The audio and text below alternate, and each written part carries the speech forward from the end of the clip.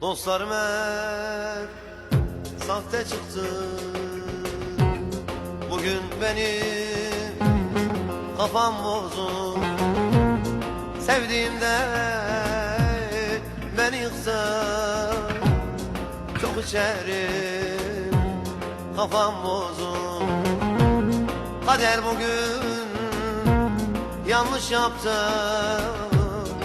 Çok içerim, kafam bozuk. Ağlasam da duyulmaz ki, kahrolsam da bilinmez ki. Senden başkası da bana yar olmaz ki.